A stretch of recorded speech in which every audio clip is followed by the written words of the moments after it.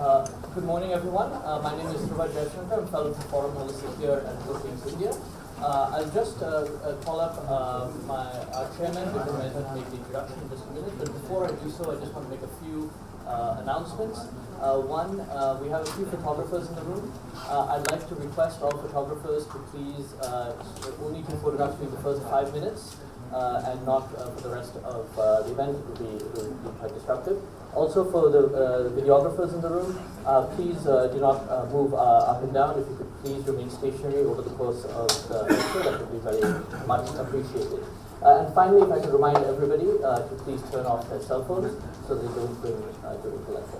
Thank you. Without further ado, let me introduce Vikram Mehta, who is chairman of Brookings India.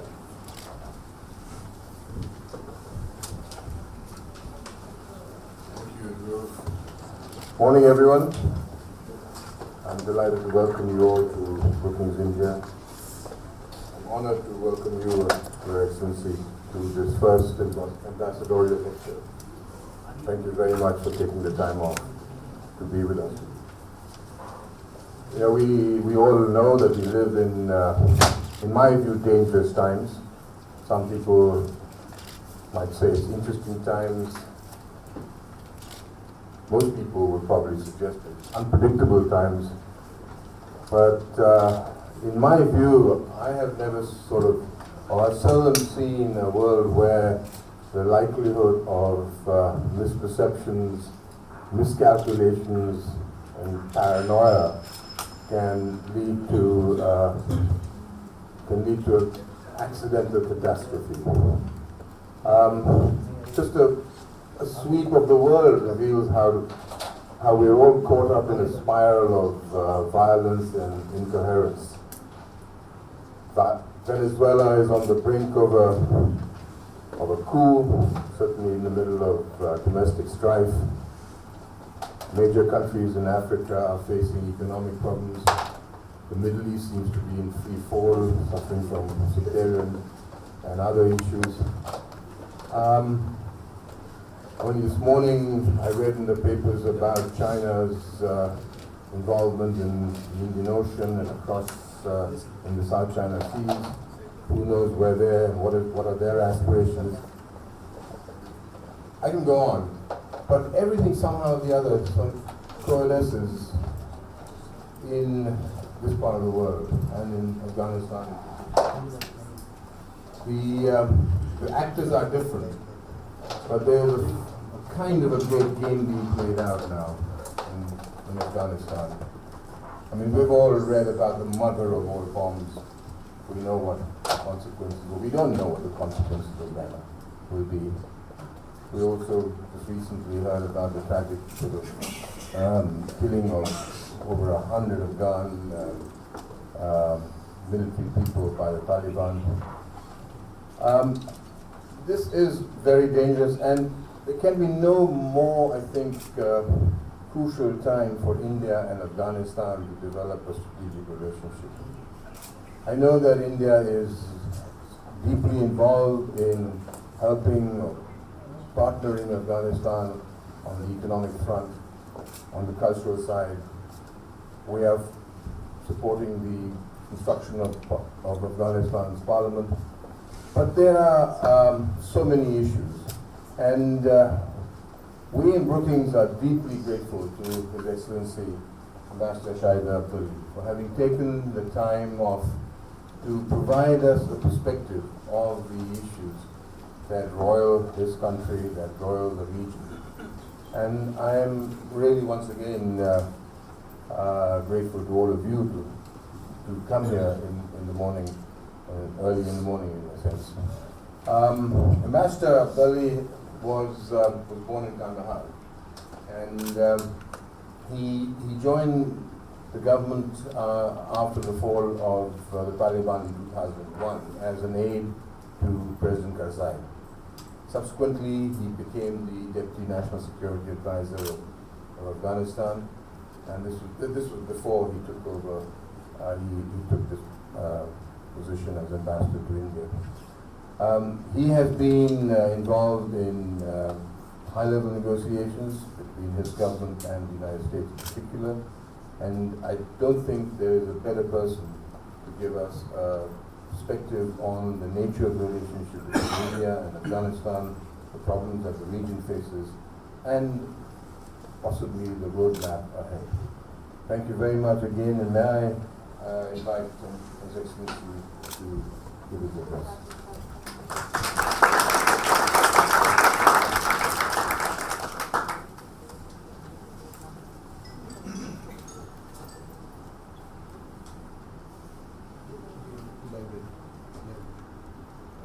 Shortly, without your permission, to touch the mic. Can I move to it? Thank you. Well, a very good morning, Mr. Chairman, distinguished friends, media, Mr. Shankar, ladies and gentlemen. I'm really honored to be invited to the inaugural ambassadorial series of your institute's events. I must congratulate you for that. And before I start on the topic, you can see here strengthening India-Afghanistan strategic relations in an uncertain world. I'll begin by expressing our condolences over the loss of over 20 Indian police in yesterday's attack. But regardless of the causes, we lose our people, we lose our police and the army in our countries. Now coming to the topic under discussion. Since it is more on India-Afghanistan relations, I'll focus more on the topic and then go on to some of other dimensions that relates to our two countries' relationship, as was indicated by Mr. Singh, how unpredictable, uncertain the world we live in.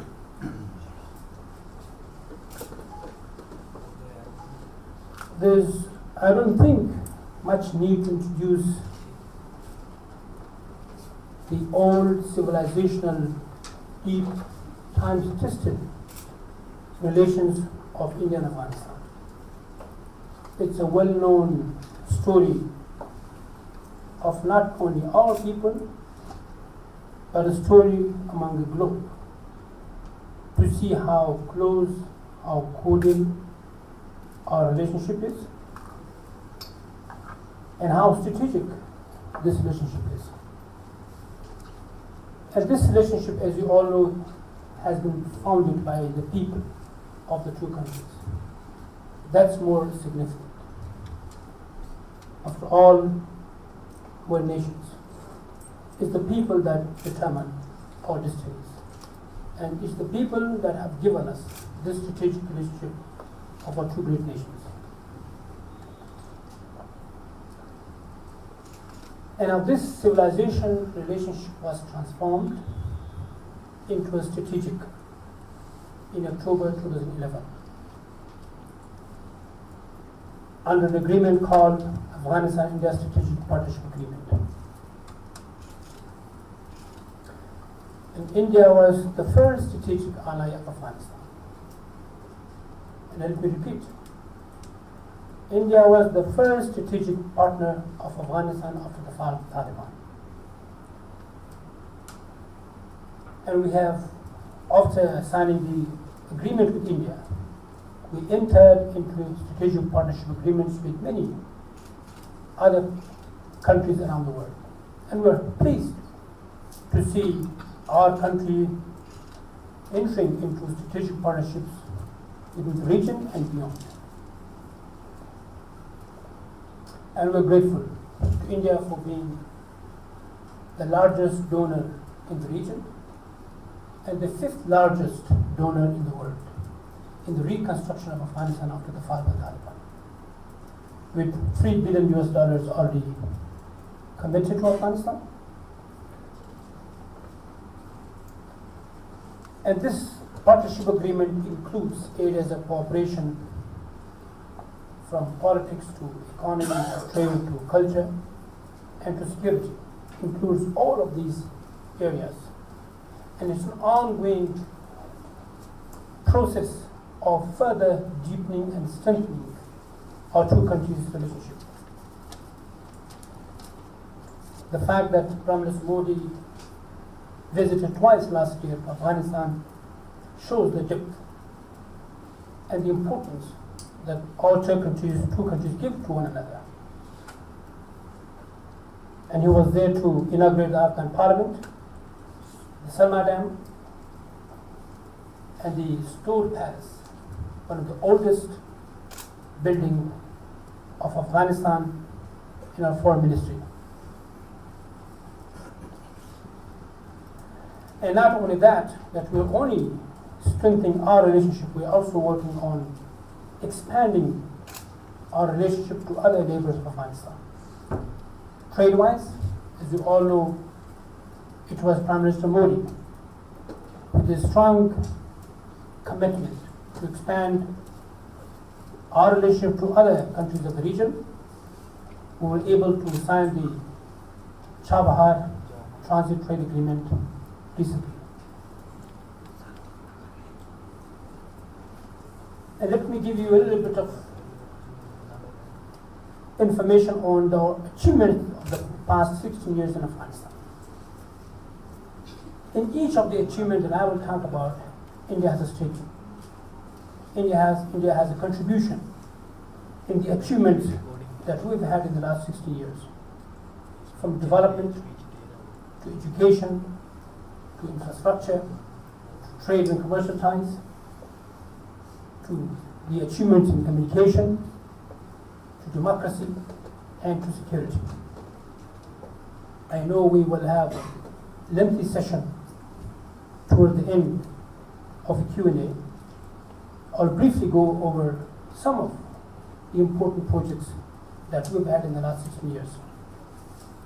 For example, education. From almost no education in 2001, today we have millions of our children in school. From almost no credible university in Afghanistan, today we have over 200 public and private universities in Afghanistan. From almost no student studying outside Afghanistan, today we have only in India about 16,000 studying in India. Apart from that, the construction of around 4,000 kilometers of road in Afghanistan. The Zaran-Dilaram road, built by India. Electricity to Kabul city. Never before in the history of Afghanistan, Kabul had a permanent electricity. Today we have that with the cooperation of India. And a number of development projects, small, medium, and large. And Selma Dam is one recent example.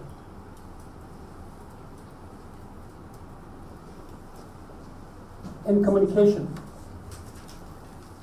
from no mobile before in the history of Afghanistan when we came after the Taliban, today a country of a population around 30 million, today 20 million mobile users in the country.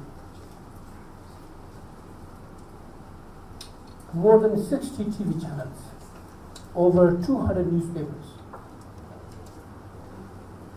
And you can see our democracy. No country can develop in democracy without deficiencies, without problems. And Afghanistan is not an exception. But we are proud to see our democracy coming fast. We've had a number of elections, presidential and parliamentary, and we will soon be witnessing another round of presidential and parliamentary election. Security. Afghanistan National Security Forces 3 years ago took over the responsibility of our people in Afghanistan in terms of their protection and security. from no army and no police, today we have about 352,000 army and police. NATO, our allies, the US, are continuing to commit to the further strengthening of the Afghan security forces under the NATO Resolute mission, which remains focused on training, advising, and assisting the Afghan National Security Forces. But we continue to seek further capacity for our national security forces. And we seek that assistance all over the world, including India. As we all know, our relationship, as I said earlier, with India is very comprehensive. It includes all areas of cooperation, including security. We have over 4,000 officers of the Afghan National Forces trained in India, an average of 300 officers under training each time. And we're planning of at least 50% increase of our training programs in India. And we're very hopeful that we'll be soon announcing the decision over the 50% increase of our forces training in India. But unfortunately, you all know Afghanistan went through some of the toughest years after the fall of the Taliban, including the toughest last summer and the toughest beginning of this summer. But our forces are resilient, our people are resilient to commit to the protection and defense of their country. And we owe our gains to all our international partners, including India, for all the achievements that we have had in the last 16 years, including in the national security forces. But we know that reconstruction of Afghanistan, comprised of all what we need to do in Afghanistan as a state, to have institutions strong enough. It is not the task of one country. It is the task of many countries around the world, which is the case right now. India is a great partner in that joint effort to reconstruct Afghanistan, to strengthen the Afghan state institutions so that Afghanistan stands on its own feet.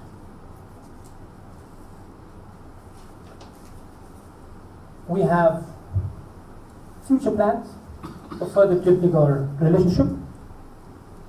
For the press, for you to know that in May, we're going to have the second Partnership Council meeting under this partnership agreement that we have with India.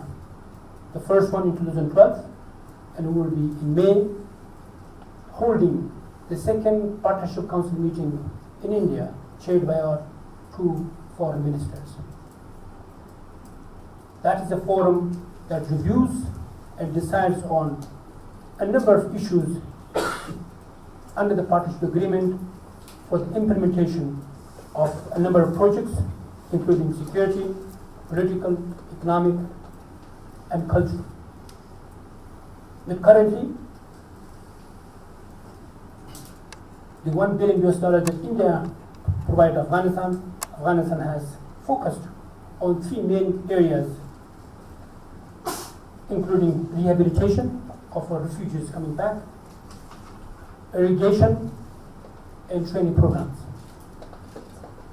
But as I said earlier, Afghanistan's reconstruction process is not the task of one or two countries. We have a number of regional and global initiatives.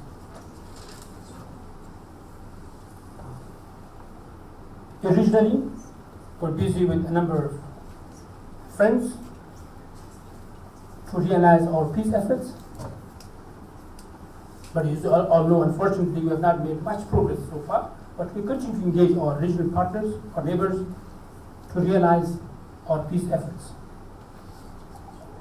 The peace efforts include our quadrilateral, including Afghanistan, China, US, and Pakistan.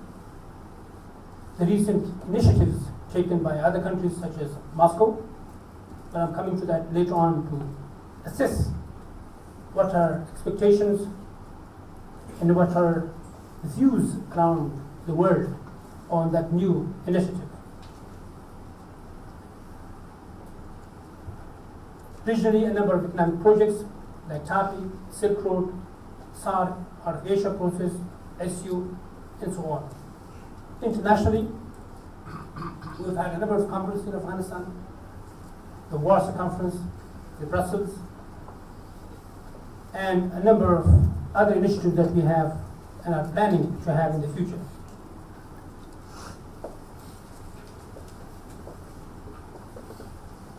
But in the midst of all these commitments, assurances, and achievement that we have challenges, major challenges.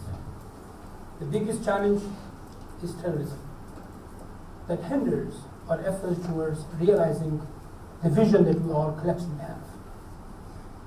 The terrorism as a tool used against Afghanistan, against India, and a number of countries around the world.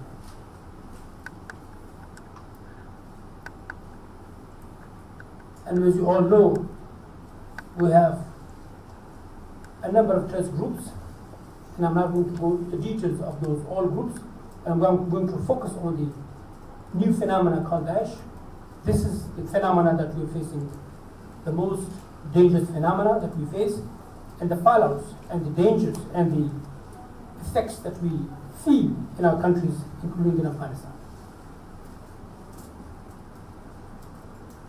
But our forces, as I said earlier, are committed to fight, and they are fighting this most brutal phenomena as well in Afghanistan. And we've made a lot of progress in terms of dealing with Daesh. But we still hope that countries around the region and the world will help Afghanistan deal with this most dangerous phenomena that we face in Afghanistan today, and will eventually spill over to the rest of the region and beyond. But as Mr. Singh said earlier, we are in an unpredictable world. And he also said we are in a new great game. And I agree. In the midst of all these problems, we also see us being in a very unpredictable and uncertain world.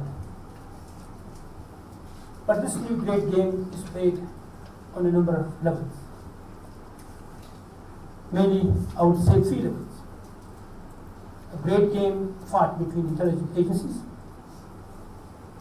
the ideological war, and the actual war. But how we can say that we are in an uncertain world?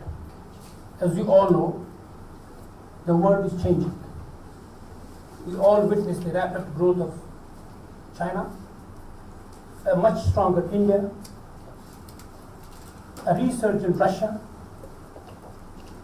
an active role of Japan, division in Gulf, a divided Europe, and overstretched US have made the world order difficult and uncertain. But Asia suffers the most in this game. From violent extremism to criminal economies and to state sponsorship of terrorism. But the fatigue and reluctance towards enhancing common regional trade, transit, and connectivity by certain countries are the biggest threat to our collective peace and prosperity in the region. So how India and Afghanistan respond to the world of unpredictability, to the world that we are in, which is so uncertain. And we also call this world in the context of new normal, the multipolarity and the multilateralism. And we should also look at the same time, while speaking of fears, distress of the world that we are increasingly getting in, we should also be optimistic about this world turning into an opportunity. And we hope that countries in this region, Asia, in partnership with the rest of the world, will utilize the opportunity that will be given to us in the context of the great game, that we can play better, which will translate into a better Asia, a peaceful and prosperous Asia. And that will only be achieved on the basis of learning from our mistakes and we're building on the win-win objectives at the regional level and at the global level. To summarize the durable solution of a destructive war imposed on Afghanistan and the effects with the rest of the world, mainly India. First, there should be no substitute for state-to-state relationships. Second, there should be a sincere regional cooperation in continued partnership with the international community for peace and security in the region, mainly in Afghanistan. Third, regional consensus on the long-term stabilization of Afghanistan as a common good in support of an Afghan-led and Afghan peace effort. Fourth, no duplicity and no selectivity in defining terrorism. In other words, using one terror against the other is the only way, is what we see as a management, not a solution to the problem that we all seek. Fifth, India and Afghanistan need to have a strategic review of their bilateral, regional, and global partnerships in order to deal with the evolving, unpredictable, and uncertain world. Sixth, we have had a number of partnership agreements, but I hope that India, Afghanistan, and the US will operationalize its trilateral strategic dialogue in order for the three of us to find a durable solution to the problem that we all three see as a common. And more importantly, prioritize peace against a self-defeating zero-sum mentality. And accept Afghanistan as a point of collaboration over confrontation. Finally, the terrorists, and particularly the state sponsorship of terrorism, should be conveyed a strong message that they will never be able to win militarily.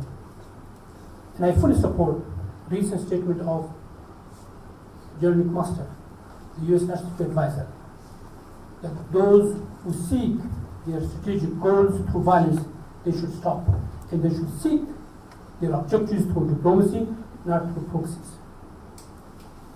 In conclusion, the future security of Afghanistan will depend on a holistic and sincere fight against terrorism at the regional and global level.